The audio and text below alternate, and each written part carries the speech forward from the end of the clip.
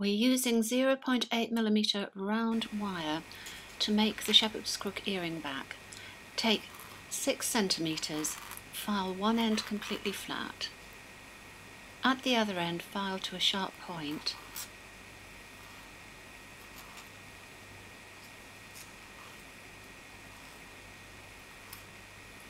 Then burnish over the top to knock the very sharp edge off. You'll also need to use a bit of emery on this, just so you don't scratch your ear as the earring back goes through. Now go to round nose pliers, grip right on the end of your wire and use the very end of the pliers and twist to form a complete circle. Straighten up, put your pliers back in and twist back so that the loop now lies centrally to the long wire.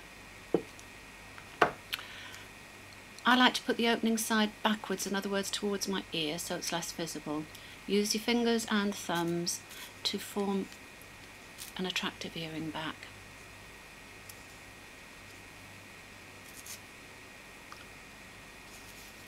There we are. That can be used on its own, but now we can embellish. So I've got a small flat plate anvil. I'm going to hammer the little part between the top of the circle and the part that goes through the ear.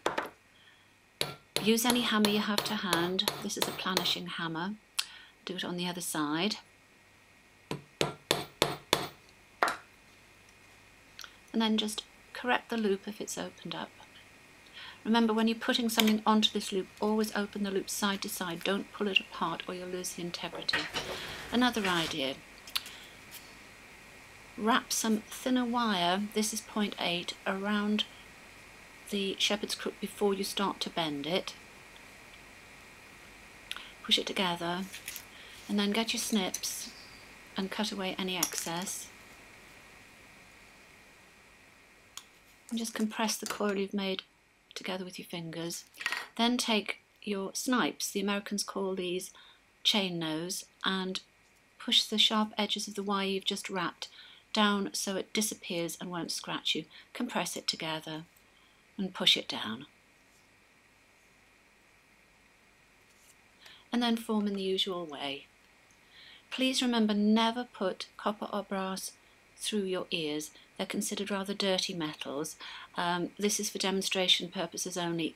Copper shows up better than silver when I'm demonstrating. And that's it. Again,